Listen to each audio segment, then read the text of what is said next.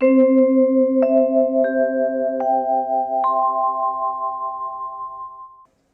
जब ऋषियों के एक साथ ये आवाज निकली, सब बच्चे घबरा गए, ये क्या हुआ। महल में आए और साड़ी खुलवाया तो सचमुच इतना बड़ा मूसल निकला। उग्रसेन महाराज के पास गए, भगवान को ये बात नहीं बताई। उग्रसेन ने कहा, एक काम करो, समुद्र के किनारे जाओ और चंदन के जैसे घिस के बहा दो इस मूसल को। चंदन के जैसे ऐसे खूब घिसा, बहा दिया, और जो ऊपर का नुकीला भाग बचा उसे समुद्र में फेंक दिया। वही प्रभास क्षेत्र में समी के वृक्ष के रूप में उग गए। यहां सप्तर्षि आए और भगवान को प्रणाम किया। भगवान, हमने तो आपके बच्चों को ये श्राप दिया, क्या करें प्रभु, हमारी इच्छा तो नहीं थी पर ये निकल गया। भगवान ने कहा, ऋषियों, मम इच्छा कह दीन दयाला, मृषा होई मम साप कृपाला, मम इच्छा कह दीन दयाला। ऋषियों, ये तो मेरी ही इच्छा थी, ये तो आपका श्राप है। महारानी गांधारी ने भी तो श्राप दिया था और मैं उसे शीश पे रख रखा हूं। महारानी गांधारी के सामने 100 पुत्र मारे गए, अभी तक आंख में पट्टी बांध रखी है। कहा, केशव, मैंने अपने 100 पुत्रों को जिंदा तो नहीं देखा पर मैं उनके 100 दर्शन करना चाहती हूं। पट्टी खोला, कुरुक्षेत्र के मैदान में लाशें बिछी हुई हैं। बड़ा गुस्सा आया, हे कृष्ण, तुम्हारे कारण ये महाभारत हुआ है। मैं इतनी बड़ी शिव भक्तनी होकर के जैसे अपने पुत्रों की रक्षा न कर पाई, ऐसे आप भगवान होकर के भी आपके सामने पूरा यदुवंश समाप्त हो जाएगा, कृष्ण कुछ नहीं कर पाओगे। महारानी गांधारी का श्राप है, ये दूसरा श्राप। भगवान ने कहा, ऋषियों, आप बिल्कुल विचार न करो। सप्तर्षि वापस चले गए। यहां वसुदेव जी समझ गए, अब शकुन होने लगे। वसुदेव जी समझ गए कि यदुवंश का संहार होने वाला है। उसी समय देवर्षि नारद आए और वसुदेव जी ने नारद जी से प्रश्न किया है कि भगवान भागवत धर्म क्या है। अब 7 दिन से आप यही प्रथम स्कंद के प्रथम अध्याय में भागवत धर्म क्या है, निर्मत्सरा नाम सताम। हमें ठाकुर जी ने जो दिया है उसी में आनंद, दूसरे पर ईर्षा न करना, यही भागवत धर्म। भगवान की माया क्या है, तो देखिए, आपने ये कार एक खरीदी, ध्यान से सुनना। अब एक सेठ जी टीवी देख रहे थे, टीवी। अब घर में कोई नहीं है, सेठानी जी किचन में है और सेठ जी टीवी देख रहे थे। और टीवी देखते देखते, अरे अरे लुट गया, सब चला गया। सेठानी जी ने कहा, क्या हुआ? मुख्य दरवाजा तो बंद है, घर पे कोई है नहीं, तिजोरी तो बेडरूम में मास्टर बेड में रखी है, ये हॉल में बैठे हैं। कहते हैं सब लुट गया, सब लुट गया। भाग के किचन से छोड़ के आई, अरे के भयो, कहा भयो? लुट गया, कुछ नहीं बचा, सब खत्म। अटैक आने लगा। पानी ले आई, पानी पियो, छींटा लगाया, क्या भया क्या भया? अरे क्या भया क्या भया? पगली पूछ रही, टीवी नहीं देख रही है। अरे तो टीवी तो देख रही हूं, टीवी तो आप भी देख रहे हो, टीवी में क्या हो गया? बोले मार्केट 5000 डाउन हो गया।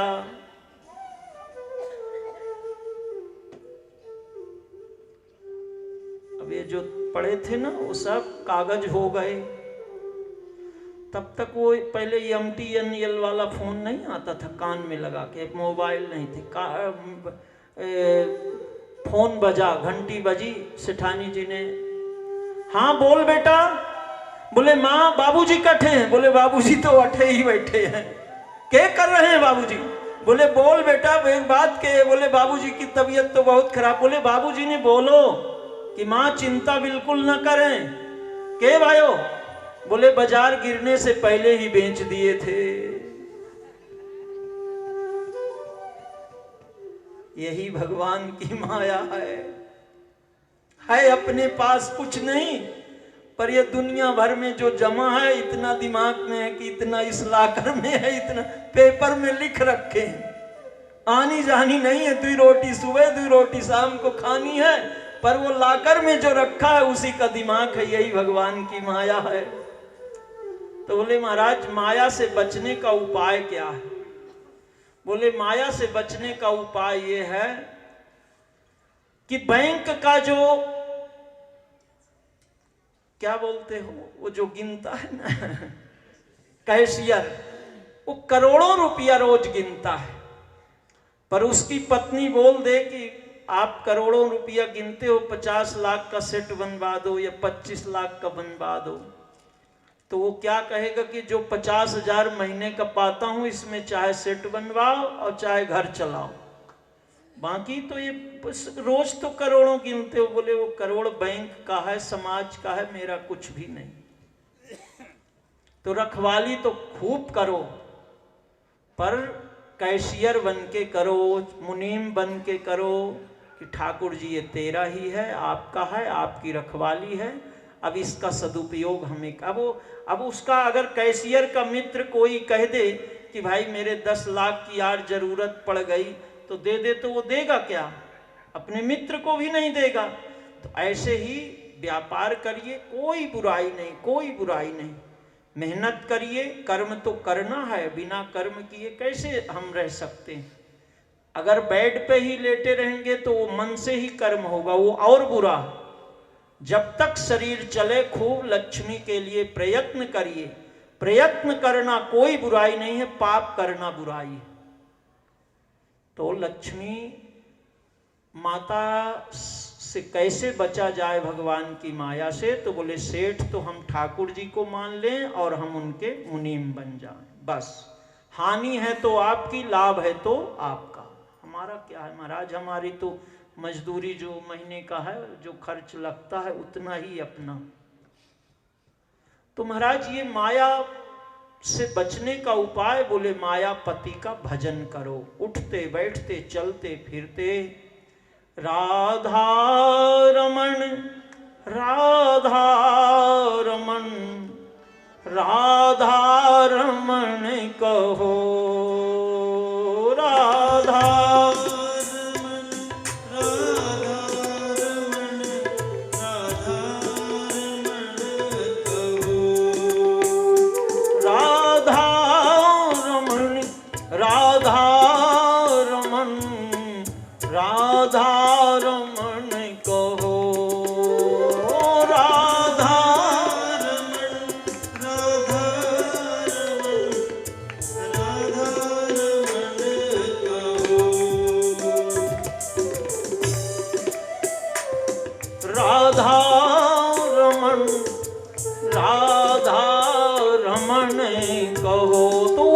बैठते चलते फिरते भगवान का ध्यान करना है। अब भगवान के भक्तों के लक्षण पूछा है, सब आप जानते हो कि काटे परश मलय सुन भाई, अनिज गुण दे सुगंध वशाई। संतों के लक्षण बताए। संत हम किसको मान लें? देखिए, कुल्हाड़ी तो असंत है और चंदन के वृक्ष संत हैं। कुल्हाड़ी से चंदन के वृक्ष को जब काटा जाता है तो वो खुशबू कुल्हाड़ी में भी आ जाती है। अब संतों की बड़ी दिव्य चर्चा आप 7 दिन से सुन रहे हो। संतों के नजदीक जाने से ही शांति मिल जाए, समझ लो कि संत हैं बस। उसके वस्त्र कैसे भी हों, कोई जरूरी नहीं है कि वो गेरुआधारी। कोई गृहस्थ, महाराज विदेह की चर्चा आई, पूरे कुरुक्षेत्र के मैदान में भगवान ने न महाराज दशरथ को याद किया, न और बड़े बड़े राजाओं, राजर्षि जन का दिया। केवल इस योग को राजर्षि जनक ने जाना। तो महाराज जनक ग्रह में रहते हुए, देह में रहते हुए भी विदेह भाव को प्राप्त किया है। तो यहाँ भगवान के भक्तों का लक्षण बताया है, भजन करने की विधि। भजन में देखो 3 चीजों में दिखावा नहीं हो। अब आज के समाज का दर्शन तो कैसे चर्चा करें। देखिए, भोजन एकांत की चीज है। ये सार्वजनिक जो हम प्लेट में लेके खाते हैं, ये अब व्यवस्था है, इसकी मैं निंदा तो कैसे करूं। पर भोजन एकांत में, भजन एकांत में, भजन दिखावे की चीज नहीं है। आप जब कोई देखने आवे तो चुपचाप बैठ जाओ, ऐसे लगे कि आप भजन करते ही नहीं। और शयन, मास्टर बेडरूम अलग क्यों होता है, सार्वजनिक क्यों नहीं होता। तो जैसे मास्टर बेडरूम एकांत में होता है, ऐसे भोजन भी एकांत में हो। भोजन, भजन और शयन। बोले महाराज चलने योग्य मार्ग कौन सा है। तो बोले तमर तरह के, अब ये समाज कलयुग के आ जाने से कोई बोलता इस रास्ते से चलो, कोई इस रास्ते से चलो, जहां हमारे शास्त्रों ने आदेश किया है महाजना एव गता सपंथा। एक नाम को ले लो, एक माला को ले लो और एक मंत्र को ले लो, दुनिया में मत भटको। देखो, मैं आपको निवेदन करूं कि हमारे शास्त्रों में 33 करोड़ देवता हैं। जैसे हमारे परिवार में पिताजी हैं, ताऊ जी हैं, काका जी हैं, मामा जी हैं, नाना जी हैं, हम सबका सम्मान करते हैं। अपने मित्र के पिता को भी कह देते हैं कि आप हमारे पिता के समान, पर वो होता नहीं। तो जैसे पतिव्रता स्त्री के लिए उसका पति ही सब कुछ है, ऐसे हमारे लिए केवल एक भगवान हमारे लिए सब कुछ। तुलसीदास जी महाराज ने गणपति की वंदना की, पर अंत में कहते मैं आपकी पूजा किस लिए कर रहा हूं कि बसहि राम सिय मानुष मोरे। हर एक देवता को प्रणाम करो, पर उनसे कहो कि महाराज मेरे इष्ट की प्राप्ति मुझे हो जाए। दिमाग तो एक में ही चलाओ, नहीं दुनिया में एक ने कहा भैया सुंदरकांड पढ़ो तो तुम्हारा घर बस जाएगा, दूसरे ने कहा जब बजरंगबली ने ही शादी की तो थारे छोरे की शादी सुंदरकांड के पढ़ने से क्या हो जाएगी। तो दुर्गा माता की पढ़। अरे तो दुर्गा माता की पढ़ने लगे तो तीसरा आया, बोले तुम्हें पता है वो तो रणचंडी है, वो किसी ऐसे को लाएगी कि तुम्हारे घर में तलवार चलने लगेगी। तो किसकी करें महाराज। अरे तो बोले लक्ष्मी माता की कर। ऐसे अब वो आए तो इसको फेंक दिया, वो आए तो एक पर विश्वास, एक मंत्र, एक माला। तो यहां भजन करने की विधि बताया है। इसके पश्चात 9 योगेश्वरों का संवाद पूर्ण हुआ। यहाँ श्री उद्धव जी महाराज को पता लगा कि अब ठाकुर पृथ्वी को छोड़ रहे हैं, अब शकुन हैं। आए, बोले केशव आप मुझे मेरे अपने साथ ले चलो। भगवान ने कहा उद्धव आप महाज्ञानी हो, आप सब कुछ जानते हो कि जब संसार में सब अकेले आए हैं और अकेले ही, न कोई साथ में आया न कोई साथ में जाएगा। ये तो बीच में जैसे हम लोग ट्रेन पकड़ते हैं, प्लेन पकड़ते हैं तो प्लेटफार्म में एक साथ बहुत से, उनमें से कोई अपने पहचान का भी मिल जाता है। फिर जब वो प्लेन से निकले तो वो अपने रास्ता, हम अपने रास्ता, हम अपने रास्ता। तो इसी प्रकार से ये एक संगम है उद्धव। यहाँ सब अकेले आए हैं और अकेले ही सबको जाना। इस विषय में मेरे पूर्वज महाराज यदु ने गुरु दत्तात्रेय जी से प्रश्न किया था और गुरु दत्तात्रेय ने कहा बहुने में संति राजन, राजन मैंने मेरे जीवन में बहुत से गुरु बनाए हैं और इन्हीं की कृपा से मैं पृथ्वी पर घूमता रहता हूँ, भगवान की माया का प्रभाव नहीं पड़ता। पंच तत्वों को गुरु मान लिया। सर्वप्रथम मैंने भगवान सूर्य नारायण से समदर्शिता की शिक्षा ग्रहण की। सूर्य नारायण भगवान का उदय होता है, आप अर्घ देते हो तो आपके घर में उतना प्रकाश, कोई सोया रहता है तो उसके घर में भी उतना प्रकाश। साधक को समदर्शी होना चाहिए। राजन मैंने पृथ्वी को गुरु मान लिया, पृथ्वी से मैंने क्षमा की शिक्षा ग्रहण की। इतने अत्याचार, कचरा फेंकते हैं, ये करते हैं कोई, पर पृथ्वी माता कभी हमारे यहाँ नोटिस नहीं भेजी कि आप मेरे अत्याचार कर रहे हो। मैंने आकाश को सर्वव्यापकता की शिक्षा ग्रहण करी, आकाश सर्वव्यापी है।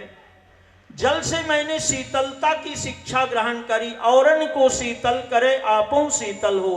अब वाणी ऐसी बोलिए कि मन का आपा खोए, दूसरों को भी शांति मिले, अपने को भी शांति मिले, ऐसा मैंने जल से शिक्षा ग्रहण करी। अग्नि से मैंने दाहकता की, अग्नि में घी डालो तो स्वाहा, कचरा डाल दो तो भी स्वाहा। इसके बाद राजन मैंने चंद्रमा से शिक्षा ग्रहण करी। जैसे चंद्रमा घटता बढ़ता रहता है, ऐसे अपने अंदर सुमति कुमति सबके उर रही, अनाथ पुराण निगम अस कहीं। कभी घटता है कभी बढ़ता है। तो मैंने कपोत को गुरु मान लिया। 24 गुरु हैं। कपोत देखिए, जिसके पास धन है उसी के मित्र हैं, और जिसके पास धन है उसी के शत्रु हैं। कपोत कपोती का बड़ा दिव्य जीवन है, ये आपस में निवास कर रहे हैं। अब एक दिन ये कपोत दाना चुगने के लिए चला गया, उसका एक बहेलिया आया और उसकी पत्नी कपोती को अपने जाल में फंसा लिया। अब ये कपोत, हाय मेरी कपोती का क्या होगा, मेरी पत्नी का क्या होगा, ऐसे छटपटाने लगा। तब तक बहेलिया उस पे भी, उसको भी फंसा लिया।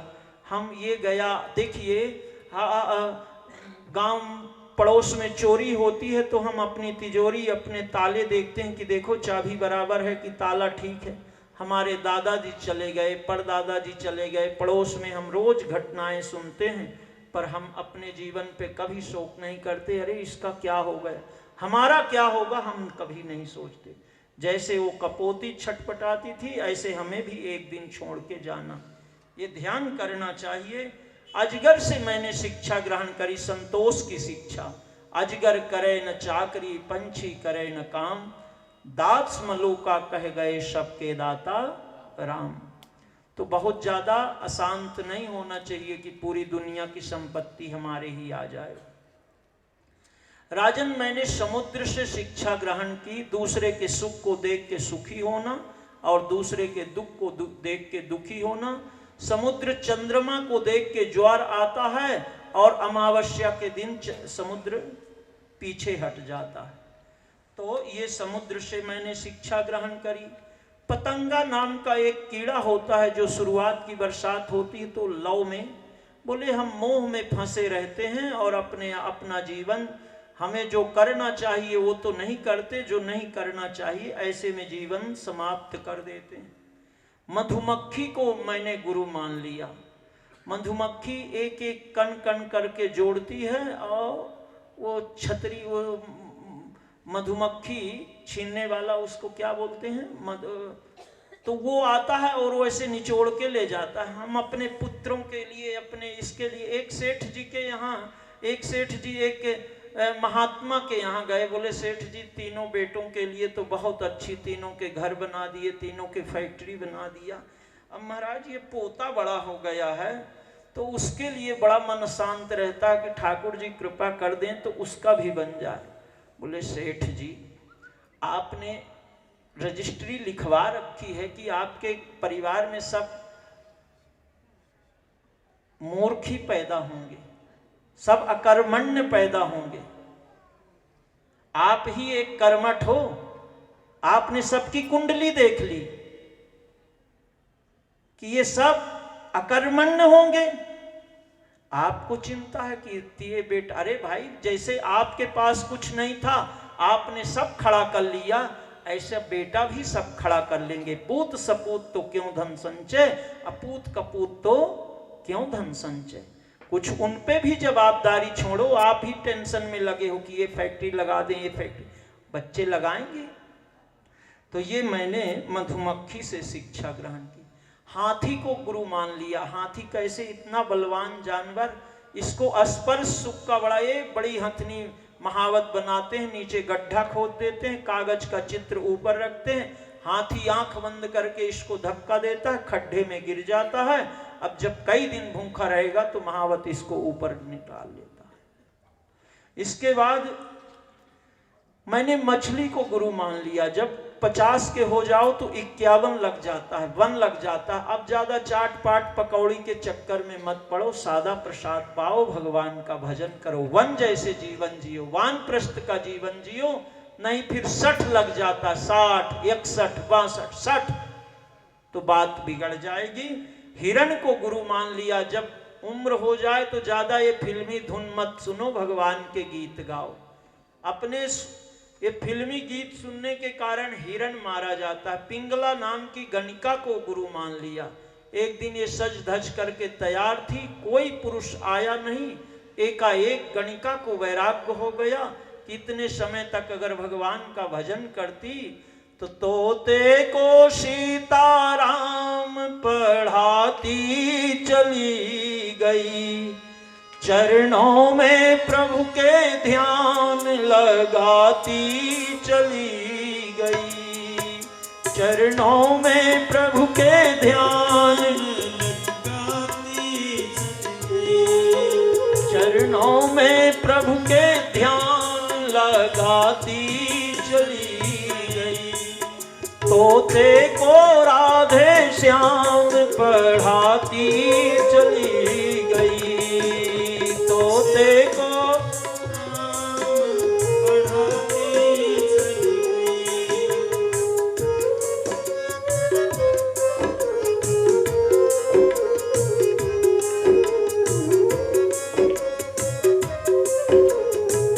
तो ये गणिका संसार को त्याज कर दिया, ओह अभी तक भगवान का, और एक तोता पाल रखा था, उसी का भगवान को नाम पढ़ाया, स्वयं तर गई, तोता भी तर गया। बड़ी दिव्य कथा है। इसके बाद एक बालक को गुरु मान लिया। 1 मिनट में बालक अपनी माँ से कट्टी, और जब दूसरा मिनट हुआ तो आके उसकी साड़ी को पकड़ के चिपक जाता है। तो मान अपमान से परे हो जाना चाहिए। ये बालक का जैसे जीवन है। कुमारी कन्या को गुरु मान लिया।